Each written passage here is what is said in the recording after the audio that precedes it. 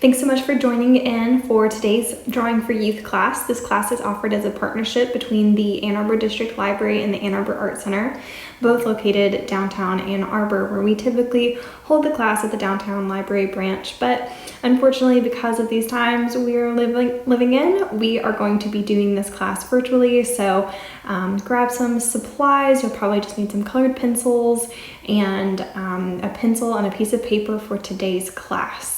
So we are going to be drawing a really cool bird, close-up face of a bird that is full of texture.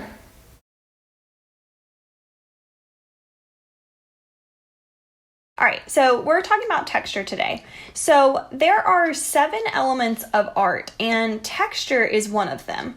So like I said, texture we have here, and then another one is space. So space does not mean, even though space is something that we refer to when we're talking about outer space, but space is also just, the amount of space that a drawing takes up on a piece of paper, for example. Another element is called shape. So a shape, of course, we know shapes such as triangles, squares, circles, rectangles, etc. We also have, those are all geometric shapes. We also have an organic shape where it's really curvy and we don't really have a name for it. And we might have something like this where it's a heart shape, and we might actually have a name for it, but it doesn't really have clear, distinct lines such as a geometric shape. Then we have another one that is called form. Okay, so form is going to be kind of like a 3D shape. So it's not something that we really talk about too much, but if you think about a sculpture would be that. Now, we have talked about different shading opportunities, and that is how we really make something look like form. Or if you drew a cube kind of like that, okay? Now, speaking of shading, we also have value. So value is something where you press down really hard on your paper with your pencil, and then you would press down hard, and then you gradually pick it up and get lighter and lighter and lighter. And that is actually, we call that shading, but it's really called value. So you want to have a transition of values where it's getting lighter and lighter, okay? Now, another one of the elements of art, let's see, we have texture, space, shape, form, value. Another one is color. So obviously we know a lot about color. We know the colors and the color wheel and the colors of the rainbow. So that's obviously about color, okay? And then the next one we have is, let's see, lines. So you can have thick lines, thin lines, curvy lines, zigzag lines, all sorts of different varieties of lines. All right, so here is what we're going to be drawing today. So we are going to be drawing a zoomed in bird face that's really textured and super cool. You'll start by sketching this drawing with a pencil, and then you'll color it and do shading with colored pencils. But as I mentioned, we're going to focus on texture today, and we're going to draw a bird, and that has a lot of texture. Now I want to make sure that you fill up your whole page with this design, so don't draw it super teeny tiny. I also think a square sheet of paper can be a really great option for this one. Alright, so we'll start by drawing these great big eyes that are towards the center of your paper, but a little bit larger. And you can see that there's almost like an eyebrow kind of shape where it's just a curved line and then a round circular shape underneath with another round circle inside for the pupils of the eye.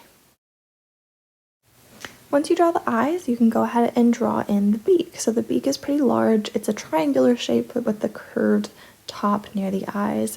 Then you can also see these little comma shapes inside the beak.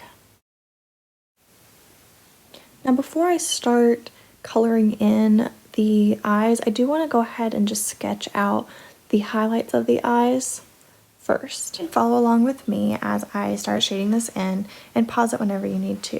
So as you can see, I've darkened the outer edge of the circle of the eye with some dark brown, and then fading it out using value to kind of let it go a little bit lighter, and then I'm adding in this lighter golden orange color in between.